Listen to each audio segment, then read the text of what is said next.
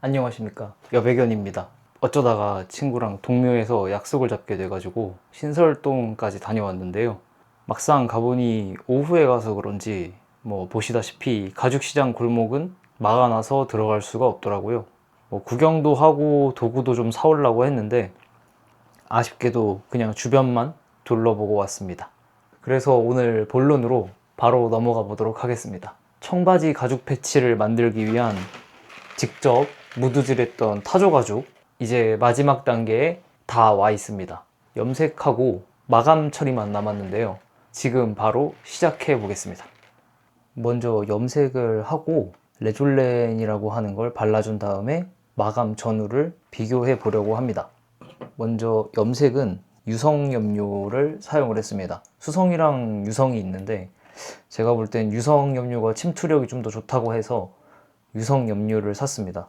그리고 색상은 검정색입니다. 이 레졸렌 같은 경우에는 마감제로 쓰는데 이게 여기 써있네요. 아크릴 방수 코팅 광택 코팅제. 그래서 원래는 검정색 염료를 이제 염색을 해준 다음에 레더 로션이나 이런 것들이랑 왁스 성분이 있는 그런 제품들로 이제 발라주고 솔질을 해주려고 했는데 알아보니까 그것들은 이제 너무 가죽이 외부로 많이 노출이 돼서 좀 빨리 수분 손실도 되고 관리가 좀 까다로워진다고 하더라고요. 그래서 가장 가죽의 이제 본연의 무늬를 좀 보존하면서 코팅을 마감을 해줄 수 있는 레졸렌이라는 거를 알게 돼서 요거를 발라서 한번 마감을 해보려고 합니다. 그래서 얼마나 달라지는지 일단 2장만 염색을 하고, 제가 지금 5장을 가지고 있으니까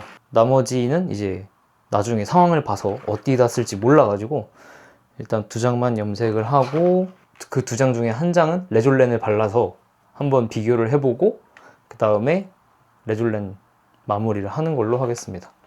일단 염색을 할 거니까 좀 표면이 울퉁불퉁하고 거칠고 좀 약간 실패한 쪽에 가죽을 사용해 볼까 합니다. 여기 염료를 발라주기 위해서 요 솜방망이라고 해야 되나요? 균일하게 발라줄 수 있다고 하는 요거를 샀습니다. 아참, 이거 흘리면 이거 상이 좀 더러워지니까 뭔가 깔고 해야겠죠? 오, 확실히 기름 냄새가 확 나네요. 이거를 얇게 여러 번 바르는 게 좋다고 하더라고요. 어우, 야, 얇게 바르고 싶었는데. 와, 이거는 좀 덮어둬야 돼. 이게 가죽이 말라 있어서 그런지 굉장히 빠르게 흡수를 하네요.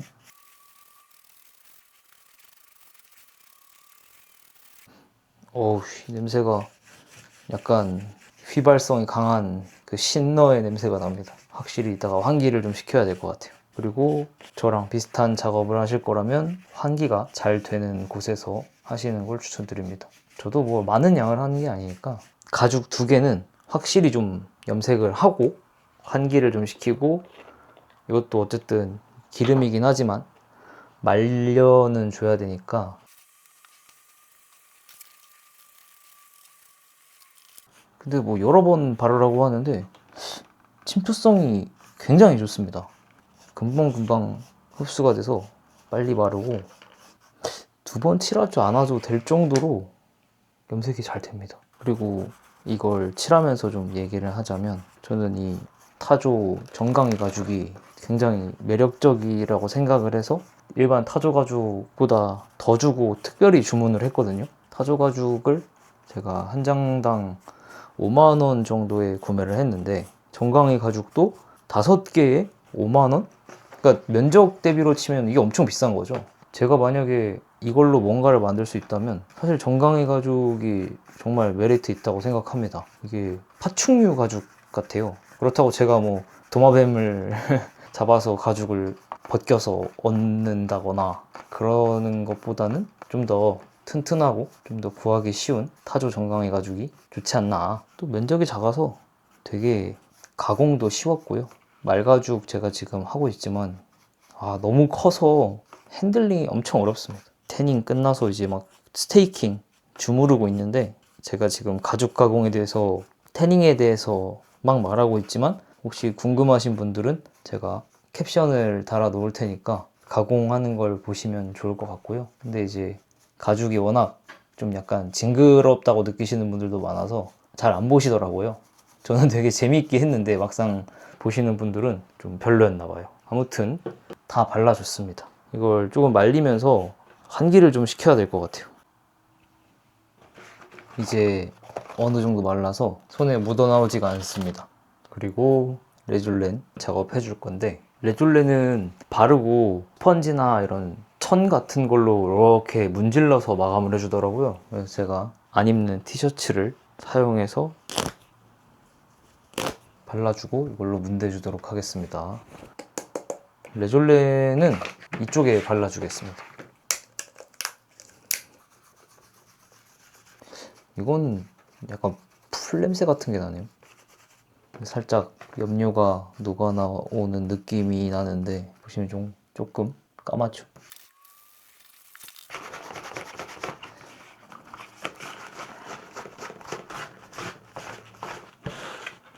오, 이거 반짝반짝 윤이 나는데요?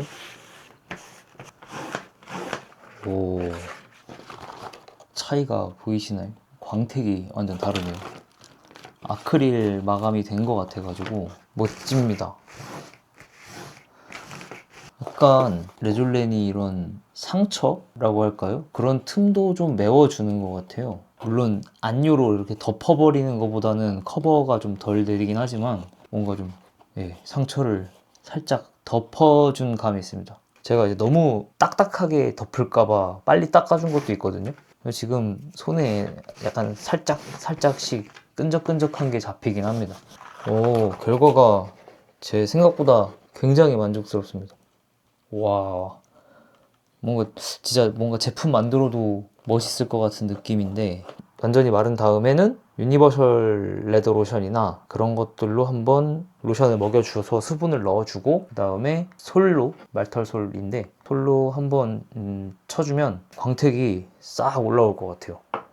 지금도 잘 올라와 있는 상태긴 한데, 아, 차이가 아주 극명해서 재밌네요. 뭔가를 좀 만들 때 써볼만 할 것 같습니다. 지금 저도 뭐 가죽 제품을, 뭐 제가 저번에 촬영했던 가죽 자켓이라거나 아니면 지갑이, 제가 가죽 지갑이 있는데, 오, 그런 가죽류의 질감이 나기 시작했어요. 얘보다 얘가 만지니까 확실히 좀, 제가 그때 플랫헤드에서 말씀드렸던 쫀쫀하다는 뭔가 그 수분감이, 왠지 모르지만 수분감이 조금 올라온 게 느껴지네요. 이 아크릴이라서 그런지 모르겠는데. 호호. 그럼 앞으로 뭔가 가죽을 이용할 때는 이렇게 이제 마감을 해주고 뭔가를 만들 텐데, 제가 어쨌든 타조 가죽도 큰 2마리분이 있고, 그 다음에 지금 남아있는 정강이 가죽 3개 해서 총 5개. 지금 제가 말가죽은 촬영은 하진 않았는데 태닝이 거의 끝난 상태입니다.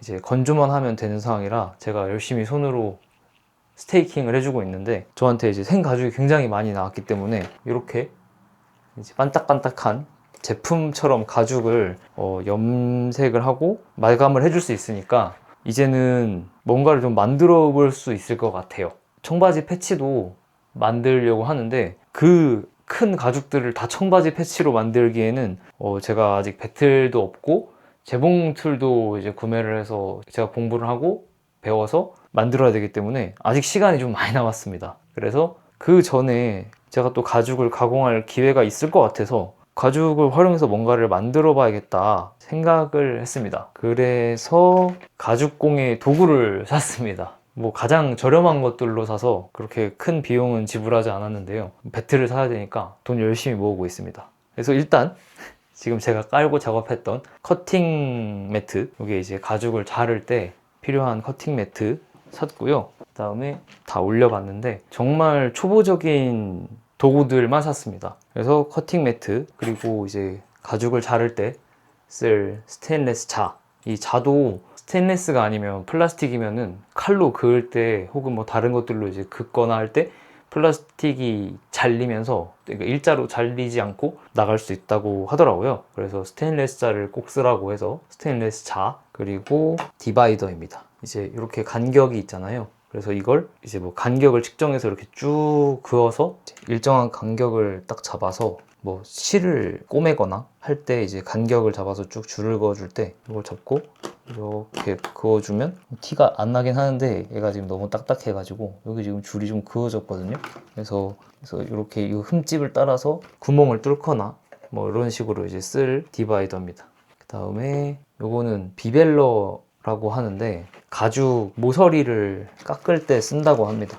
이걸로 이렇게 지금 제 가죽이 워낙 단단해가지고 여기 지금 보시면 이렇게 모서리를 이렇게 깎을 수 있죠. 이렇게 좀 저렴한 비벨러여가지고 비싼 것처럼 이렇게 쭉 일자로 안 따지긴 하는데 제 가죽이 문제인 것도 있습니다. 제 타조 가죽이 워낙 단단해서 이거는 오일을 더 먹여야 될 것 같은데 일단은 이런 비벨러 모서리가 좀 따졌죠.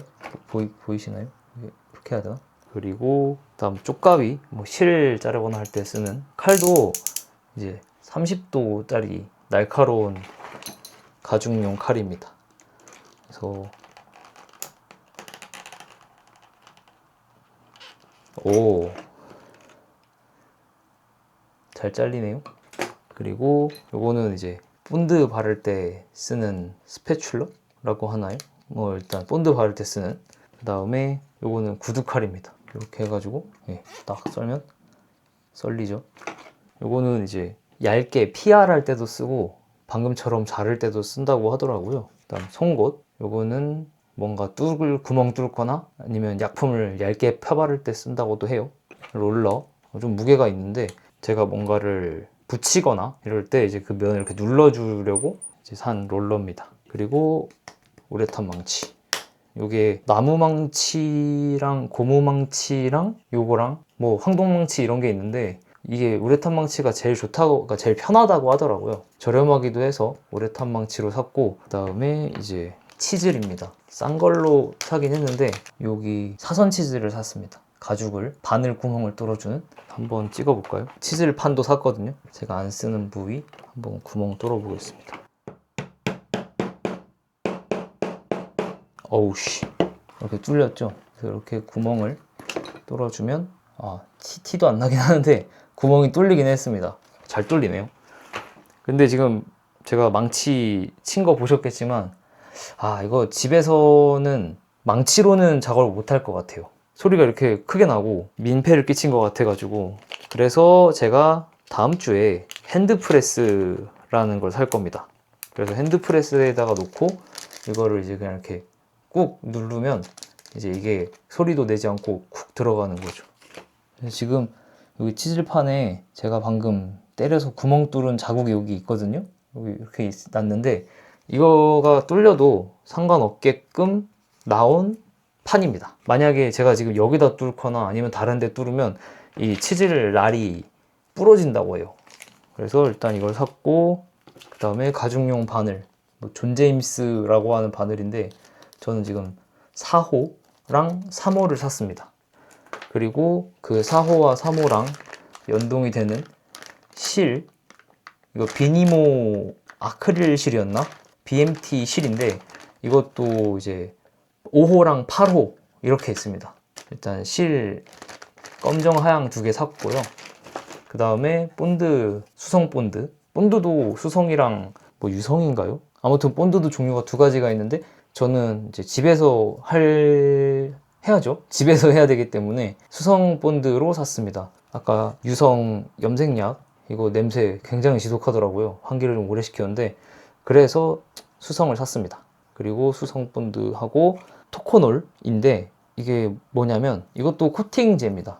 근데 이제 레졸렌이랑 비슷한 것 같은데 이렇게 토코놀을 많이 쓰시는 게 이제 옆면에 이렇게 어쨌든 마감을 해야 되잖아요. 그 가죽에 이제 얘를 바르고 이 우드 슬리커도 샀죠. 그래서 우드 슬리커로 이렇게 비벼주면 이 토코놀이랑 이 우드 슬리커랑 이제 시너지를 발휘해서 옆면이 깔끔하게 마감이 된다고 합니다. 이렇게 해서 가죽 도구들을 산 걸 소개를 해봤고요. 이걸로 뭘 만들 거냐면 파우치랑 클러치백 하나를 만들 건데 타조 가죽이 대체적으로 이제 가방에 많이 쓴다고 해요. 그래서 가방류를 만들려고 합니다. 그러려면 이제 안감이 들어갈 뭐 스웨이드나 뭐 이제 그런 부자재, 지퍼라거나 그런 것들이 필요한데 그것들을 준비해서 한번 만들어 보겠습니다. 이렇게 해서 다음에는 남아있는 가죽으로 도구들을 이용해서 파우치랑 클러치백을 만드는 영상을 찍어 보려고 합니다.